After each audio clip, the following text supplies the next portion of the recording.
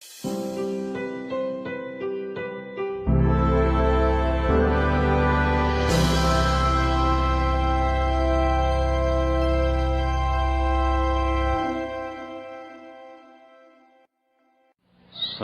गुरु रूप साध संगत जीओ, फतेह प्रवान करने। वाहिगुरु जी का खालसा, वाहिगुरु जी की फतेह। मनुख दे प्राणां दे विच जो प्यास है, तड़प है, खिच है, वो आनंद विच सब कुछ आ जाता है। अध्यात्मक बल, समाधि, परम रस, परम शांति, निर्वैरता, निर्भयता, तमाम दैवी गुण,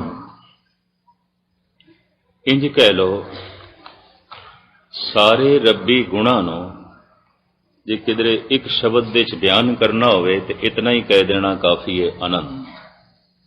इहदे च सब कुछ आ गया। ते मैं ये भी अर्ज करदिआं, आनंद नूं किधरे सुख ना समझ लेना। सुख सीमित आउंदा है और सुख नूं दुख दे च बदलदिआं देर नहीं लगती। सारियां दी जिंदगी दा ये अनुभव होवेगा, कल तक जो सुख सी वो अज दुख बन गया।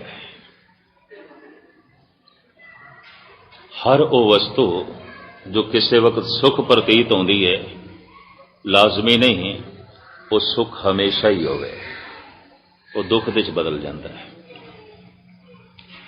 लेकिन आनंद अपनी एक थां ते है। आनंद सीधा परमात्मा तो मिलता है, सुख पदार्थां तो मिलता है। ते पदार्थ परमात्मा की छाया ने। महामाई ताकी है छाया। दरख्त की छाया लई सानू कोई उपर उठण की लोड़ नहीं है। छाया जमीन ते भी मिल जाती है। पदार्थां नूं प्राप्त करन लई, धीआं पुत्रां की पूर्ति करन लई, संसारिक जस प्रभता हासिल करन लई कोई सुरत उच्ची करने की लोड़ नहीं है।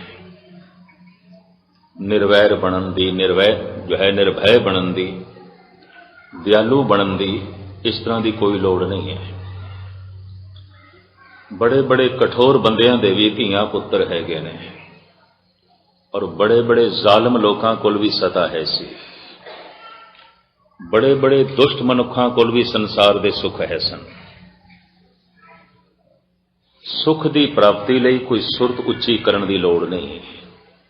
इस वास्ते मैं अर्ज करा, बड़े बड़े नीवें मनुखां कोल भी तुहानूं दुनियावी सुख मिलणगे। बड़े बड़े दुष्ट बंदियां कोल भी तुहानूं संसार का सुख मिलेगा। क्योंकि सुख की है? संसारिक पदार्थ ये दरख्त की छाया है। परमात्मा रूपी दरख्त की छाया है कि छाया बदलती रहती है। अज इस पासे कल उस पासे, छाया दे पलटा है। छाया जमीन ते मिल जाती है, जमीन तो उपर उठण की लोड़ नहीं है। पर फल चाहिए है।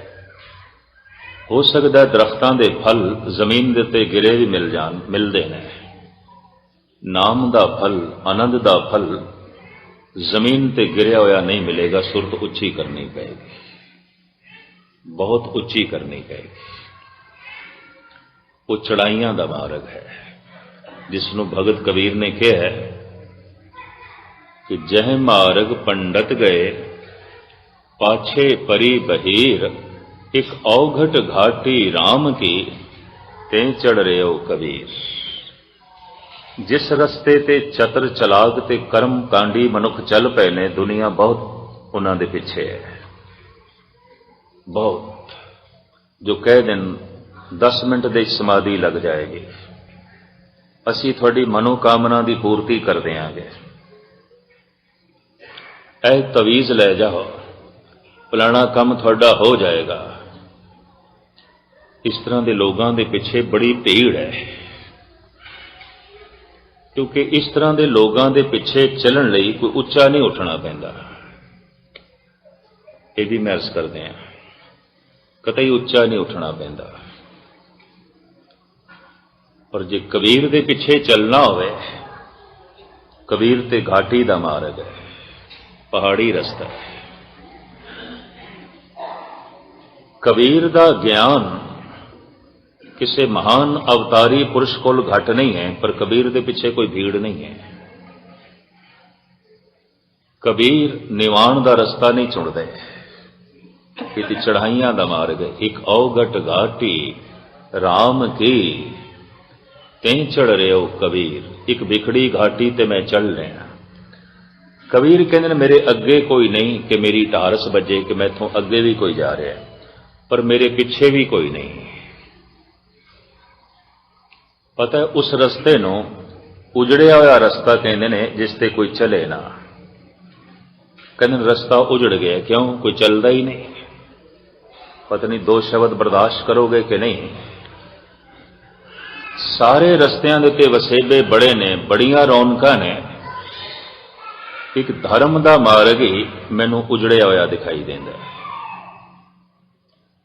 इस वास्ते बेशतर चर्च सुनने हो गए ने, उजड़ गए ने। बेशतर मस्जिदां बिल्कुल सुनिया हो गई, सन्नाटा छाया है। और बेशतर गुरुद्वारे खाली।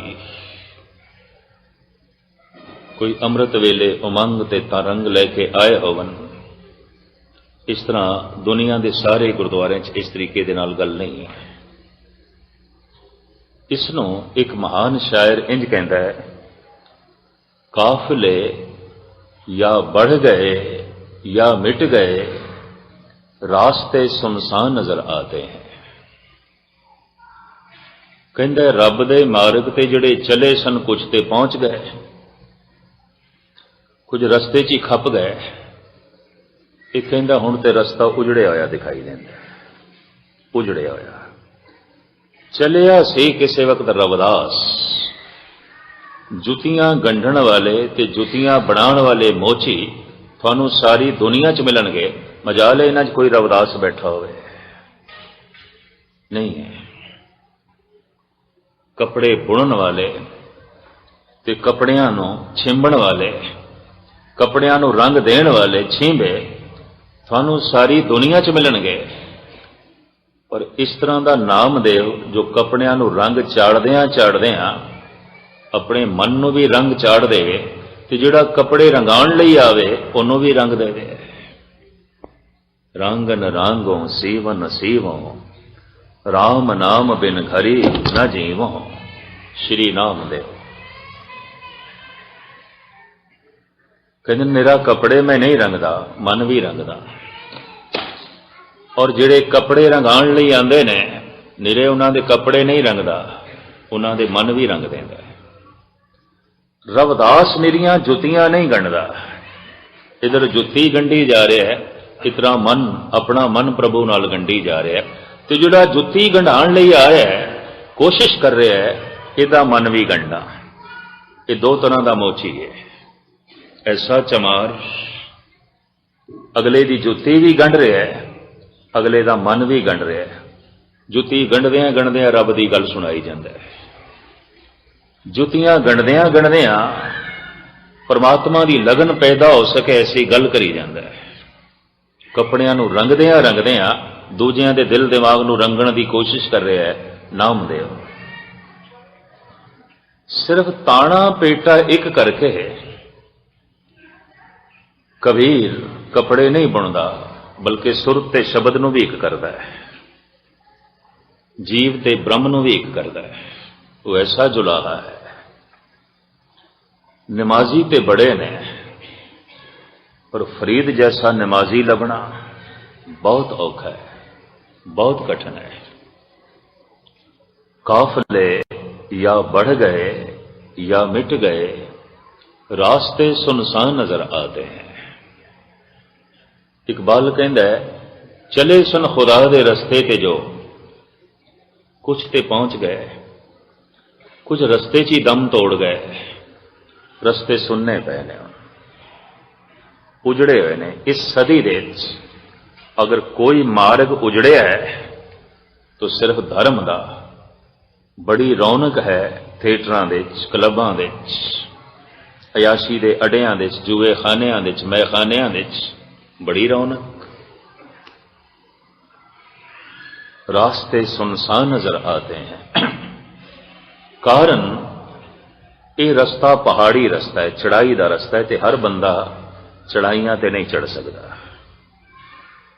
ਚਾਹੇ ਸਰੀਰ ਕਰਕੇ ਚੜਨਾ ਹੋਵੇ ਤਾਂ ਵੀ ਕਠਨ ਹੈ, ਚਾਹੇ ਸੁਰਤ ਕਰਕੇ ਚੜਨਾ ਹੋਵੇ ਤਾਂ ਵੀ ਕਠਨ ਹੈ। ਧਰਮ ਦਾ ਮਾਰਗ ਹੈ ਸੁਰਤ ਨੂੰ ਉੱਚਾ ਕਰਨਾ। ਛਾਇਆ ਦੁਨਿਆਵੀ ਸੁੱਖ ਤੇ ਜ਼ਮੀਨ ਤੇ ਵੀ ਮਿਲ ਜਾਣਗੇ, ਕਿਉਂਕਿ ਦਰਖਤ ਦੀ ਛਾਂ ਜ਼ਮੀਨ ਤੇ ਉੱਚਾ ਉੱਠਣ ਦੀ ਲੋੜ ਨਹੀਂ। ਧਨਵਾਨ ਬਣਨ ਲਈ ਲਾਜ਼ਮੀ ਨਹੀਂ ਹੈ ਕਿ ਕੋਈ ਸੰਤੋਖੀ ਵੀ ਬਣੇ। ਧੀਆਂ ਪੁੱਤਰ ਦੀ ਪ੍ਰਾਪਤੀ ਕਰਨ ਲਈ ਲਾਜ਼ਮੀ ਨਹੀਂ ਕਿ ਕੋਈ ਜਪ ਤਪ ਵੀ ਕਰੇ। ਧੀਆਂ ਪੁੱਤਰ ਤੇ ਪਸ਼ੂ ਪੱਖੀਆਂ ਦੇ ਵੀ ਆਉਂਦੇ ਨੇ, ਔਲਾਦ ਤੇ ਉਹਨਾਂ ਦੀ ਵੀ ਆਉਂਦੀ ਹੈ। ਸਾਰ ਕਿਤਾਵਲੀ ਦਾ ਕਰਤਾ ਕਹਿੰਦਾ ਹੈ, ਨਿੰਦਰਾ ਆਲਸ ਭੋਗ ਭੈ ਇਹ ਪਸ ਪੁਰਖ ਸਮਾਨ, ਨਰਨ ਗਿਆਨ ਨਿਜ ਅਧਿਕਤਾ ਗਿਆਨ ਬਿਨਾ ਪਸ਼ੂ ਜਾਨ। ਰੱਬੀ ਗਿਆਨ ਤੋਂ ਬਿਨਾ ਮਨੁੱਖ ਦੀ ਕੀ ਭੁੱਖਤ ਹੈ? ਕੁਝ ਵੀ ਨਹੀਂ। तो खैर मैं अर्ज करा, मनुख के प्राणों की प्यास तो ऐसी है कि ऐसा सुख मिले जिहड़ा दुख दे च ना बदले, उसे नूं आनंद कहते हैं। ऐसा जीवन मिले जो मौत दे च ना बदले, उसे नूं आनंद कहते हैं। ऐसा सुहप्पण मिले जो करूपता दे च ना बदले, उसे नूं आनंद कहते हैं। और ऐसा नफा झोली दे च पवे जो नुकसान दे च ना बदले, उसे नूं आनंद कहते हैं। आनंद आनंद सबको कहे, आनंद गुरु ते जाने। मैं फिर अर्ज करा, सुख पदार्थों तो भी मिल जाता है, आनंद परमात्मा तो मिलेगा। सुख परिवार तो भी मिल सकता है, आनंद निरंकार तो मिलेगा।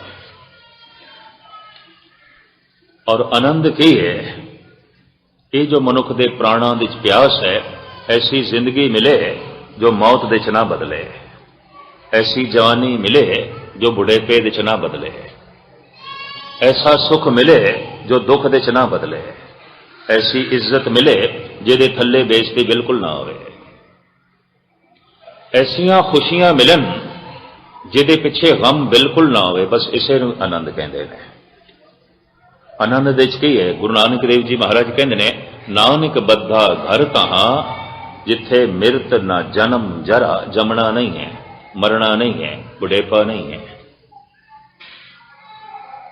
इस तरह की तर्ज जिंदगी नहीं है उत्थे। खैर मुख्तसर हुण अर्ज करा, आनंद की प्राप्ति का वसीला जप। ते जप उसनूं कहंदे ने, ये रसना किसी एक शब्द नूं बार बार रटन करे, बार बार वाहिगुरु वाहिगुरु वाहिगुरु।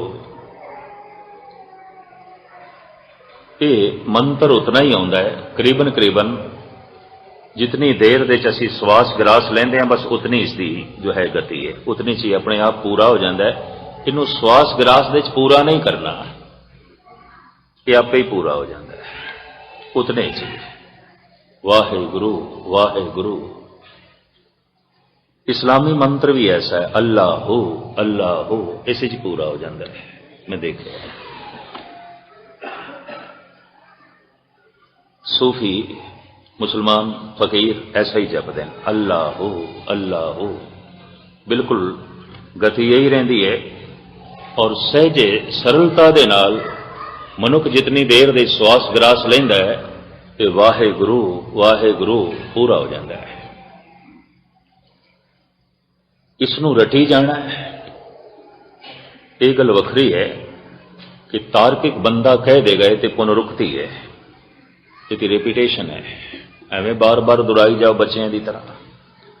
मैनू एक बड़े सियाणे बंदे ने तो दिल्ली कह भी दिता सी, कहने लगा गैनी जी गुरु ग्रंथ साहब दी रेपिटेशन है, पुनरुक्ति है। तो मैनू कहन लगे, मैं थोड़ियां दो चार नज़मां पंजाबी दियां उर्दू दियां सुनिया ने किसी को, तुसी कवि दिमाग रखते हो तो इतना तो थानू पता होगा कि पुनरुक्ति दोष है, रेपिटेशन साहित्यिक दुनिया दे दोष है।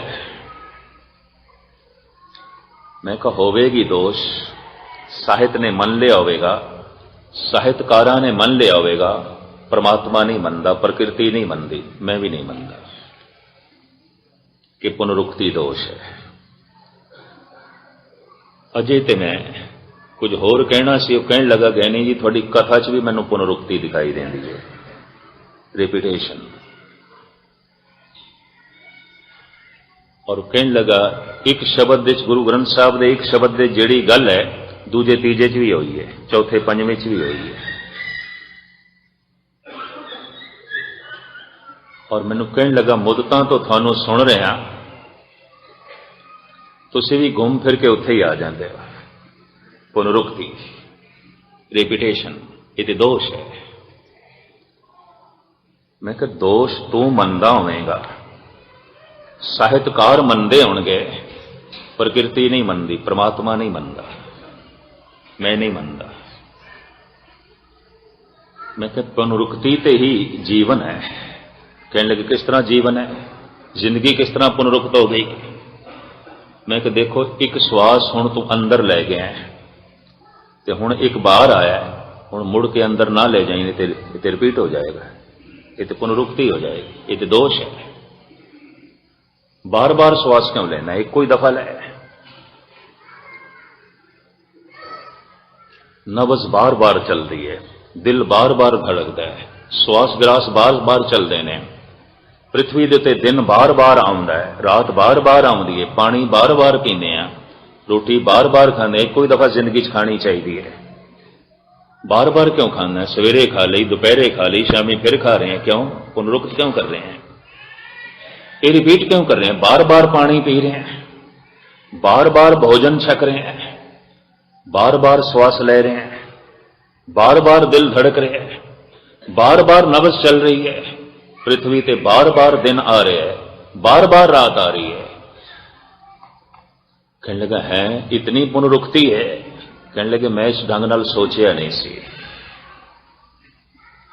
बार बार हर के गुण गाओ, पातशाह की बाणी कहती है बार बार रटी जाओ वाहेगुरु वाहेगुरु, उतने चिर तक करी जा जितने चिर तक तो वाहेगुरु का रूप नहीं हो जाता। दोनों रटन करी जा। भारत देश ते भारत तो बाहर इस्लामी दुनिया जितने गुरमंत्र ने करीबन करीबन उस श्वास विरास दे पूरे हो जाते हैं। राम पूरा हो जाता है, ओम पूरा हो जाता है, वाहिगुरु पूरा हो जाता है, अल्लाह हो इसी च पूरा हो जाता है। ये अपने अपने जप करन वालियां दे मंत्र ने। जगत गुरु बाबा कहते भी ने कोई बोले राम राम, कोई खुदा, कोई सेवे गुसैया, कोई अल्लाह, कोई अल्लाह अल्लाह कहता है। मंत्र ने। भुख ते सारियां दे अंदर इको है, भोजन सारियां दा एक नहीं है। एक कौम का भोजन भी एक नहीं, सारी दुनिया का भोजन तो एक है ही नहीं। खुराक अलग अलग है। जे सिर्फ भारत नूं ही लो तो बंगालियां का खाना कुछ होर है ते कर्नाटकियां का कुछ होर है, महाराष्ट्रियन कुछ होर ढंग नाल खांदे ने, आंध्रा प्रदेश की खुराक कुछ होर है, तमिल केरला की खुराक अलग है, पहरावे भी अलग ने, गुजरातियों का खाना कुछ होर है, राजस्थानियों का कुछ होर है, पंजाबियों की खुराक कुछ होर है। लेकिन भुख कुछ होर नहीं, भुख सारियां दी इको है। भोजन एक नहीं है, भुख इको है। और खाण का मकसद भी इको ही है कि भुख मिटे, रस आवे भुख मिटे। लेकिन भोजन एक नहीं है। अंदर ते तड़प सारियां दे इको है, प्रभु मिले, परमात्मा मिले, परम आनंद मिले, सुकून मिले, शांति मिले, चैन मिले, आनंद मिले। जिस तरह भोजन एक नहीं है, भजन भी एक नहीं है, अलग अलग है। भोजन कोई वख वख खाया सी नहीं लड़ते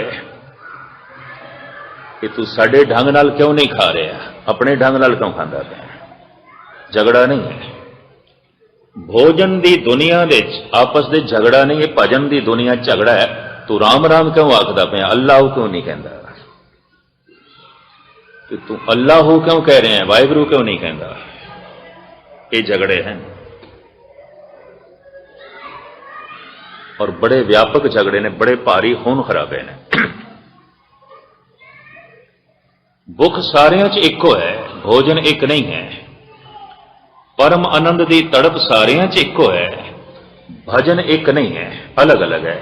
पर यह अलग अलग भजन का होना उन्हां लोकां नूं प्रवान नहीं जिन्हां नूं कदी भजन का रस आया ही नहीं। जिन्हां नूं रस आ गया उन्हां दी गल कुछ होर हो जाती है। वो तो कह देंदे ने कोई बोले राम राम, कोई खुदा है, कोई सेवे गुसैया, कोई अल्लाह है। वो तो इंज कह देंदा है। और हाफिज कहंदा है हाफिजा गर वसल ख्वाही सुला कुन बा खास आम। कहंदा रब दा विसाल चाहना है, रब दा मिलाप चाहना है, हर एक नाल सुलह कर ले, हर एक नाल। और हाफिज ते कहंदे सन ओही रब दे नेड़े है जो संसार दे नेड़े है, वही खुदा दे नेड़े है जो मखलूक दे नेड़े है। जो मखलूक तो दूर है खुदा तो भी दूर है, जो बंदियां तो दूर है हो नहीं सकता वो रब दे नेड़े होवे। ਜਿਹੜੇ विचार बंदे नूं बंदे नाल ना मिलन देन, यकीन जानना वो विचार बंदे नूं रब नाल भी नहीं जुड़न देणगे, पक्की गल। ਜਿਹੜੇ विचार मनुख ते मनुख दे विचकार दीवार खड़ी कर देन, ਉਹ विचार मनुख ते खुदा दे विचकार भी दीवार समझ लेने चाहिए ने। मनुख ते परमात्मा दे विचकार भी दीवार समझ लेने चाहिए ने। मनुख ते मैं समझदा सदियां तो अनंत काल तो दीवार ही करी जा रहा, नवियां तो नवियां, पुरानियां टुटदियां नहीं पियां, नवियां होर खड़ियां हो रही। पुराने मसले हल नहीं होंदे, नवे होर। बंदा बंदे तो दूर होंदा गया, बहुत दूर। भावें साइंस बड़ी नेड़े ले आई है, अज कोई दूरी जमीन की दूरी ते नहीं रही, पर बंदा बंदे तो बहुत दूर हो गया, मनुख मनुख तो बहुत दूर है।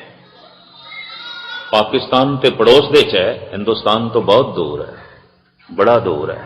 जमीन दे तल ते नहीं, हिरदे दे तल ते बड़ियां दीवारां खड़ियां ने, बड़ियां दीवारां खड़ियां ने। मिलना ही औखा है। ते पाकिस्तान की ते गल छड्डो, हिंदुस्तान दे च रहण वाले हिंदू ते मुसलमान बहुत दूर ने, बहुत दूर ने, बड़ी भयंकर दूरी है। राम ते खुदा दी बहुत वड्डी दूरी है। भावें दूरी नहीं है पर मनुख ने कर दी है। राम खुदा दे नेड़े नहीं है, खुदा राम दे नेड़े नहीं है। इस वास्ते सारे हिंदू समाज का जोर सी मस्जिद गिरा देईए, इत्थे खुदा दी गूंज आउंदी है। और सारे मुसलमानों की कोशिश से मस्जिद नूं बचाईए। या किसी वक्त बाबर ने मंदिर गिराया, बाबर को ताकत आई, उसने मंदिर गिरा के मस्जिद खड़ी की थी। अजोके सत्ताधारियों को सत्ता आई, इन्होंने मस्जिद गिरा के मंदिर खड़ा कर दिता। एक ने मंदिर गिराया, एक ने मस्जिद गिराई। ये सामने है। जब मंदिर गिरिया सी, हजारां हिंदू जारो जार रोए सन। जब मस्जिद गिरी सी, तड़पे सन मुसलमान इस तरह जिवें जल तो बिना मछली तड़पदी है। तो बड़ी अफरा तफरी मची सी। साबका उप प्रधानमंत्री चौधरी देवी लाल हरियाणे तो, इसने पार्लियामेंट में आवाज उठाई, मसला हल हो सकता है, इनू गुरुद्वारा बना दो। राम की धुन भी गूंजती रहेगी, अल्लाह भी गूंजता रहेगा। गुरु ग्रंथ साहब का प्रकाश कर दो। तो उन्हें पार्लियामेंट में बोल बोले सन, अखबार छपे सन, इसनू गुरुद्वारा बना दो। मस्जिद ढाण की लोड़ नहीं पैगी, मंदिर नाल नफरत नहीं होगी, क्योंकि अल्लाह की धुन भी गूंजती रहेगी, राम की धुनी भी गूंजती रहेगी। और हर एक को इतनी अकल थोड़ी होंदी है, हर एक को इतनी सियाणप थोड़ी होंदी है। सता की ताकत विच बाबर आया, उन्हें मंदिर गिरा दिता। सता की ताकत विच अजोके आए, इन्होंने मस्जिद गिरा दी। जब मंदिर गिरिया सी, हिंदू जारो जार रोया सी। जब मस्जिद गिरी, मुसलमान जारो जार रोया। तड़पे। मस्जिद दीवार बन गई, मंदिर दीवार बन गए, बंदे बंदे का मिलना औखा। और जो मस्जिद दीवार बन जाए, यकीन जानो खुदा का घर नहीं है। जो मंदिर दीवार बन जाए, औखे ना होना भगवान का घर नहीं है। और जिहड़ा गुरुद्वारा दीवार बन जाए, सिख का सिख नाल मिलना ही औखा हो जाए। लोगों ने वंडे हुए ने। मैं तो देख के दंग रह गया। इधर मलेशिया सिंगापुर के मलवईयां का गुरुद्वारा है, ये दुआबियां का है, ये जट्टां का है, ये मजहबियां का है, ये रामगढ़ियां का है। गुरु का गुरुद्वारा केड़ा है, गुरु का द्वार केड़ा है? कोई रामगढ़ियां का, कोई जट्टां का, कोई मलवईयां का, कोई दुआबियां का। और एक गुरुद्वारे का नाम उन्होंने रखे है पापियां का गुरुद्वारा। मलेशिया के सिंगापुर के ये पापियां का गुरुद्वारा है। फिर गुरु का दर केड़ा होया? कोई पापियां का हो गया, कोई जट्टां का हो गया, कोई मलवईयां का हो गया, कोई दुआबियां का हो गया, कोई रामगढ़ियां का हो गया। और हैरानगी की गल, इंग्लैंड के मजहबियां का भी बन गया, मजहबियां का है। और सिंगापुर भी है, ये मजहबियां का गुरुद्वारा। फिर गुरु का द्वार केड़ा होया? मैं अर्ज करा, जिहड़ा गुरुद्वारा भी बंदे ते बंदे दे विचकार दीवार बन जाए, वो किसी बंदे का घर हो सकता है, ठीक है, रामगढ़ियां का हो सकता है, जट्टां का हो सकता है, पापियां का हो सकता है, दुआबियां का हो सकता है, मलवईयां का हो सकता है, गुरु का नहीं। गुरु का द्वार कि सारियां दीवारां नूं तोड़दा है, वो तो सारी दुनिया की दीवारां नूं तोड़दा है। और गुरुद्वारे च कोई दीवार खड़ी कर दे, उसकी खड़ी की होगी, गुरु ने नहीं खड़ी की। इतनी मैं अर्ज करते हैं।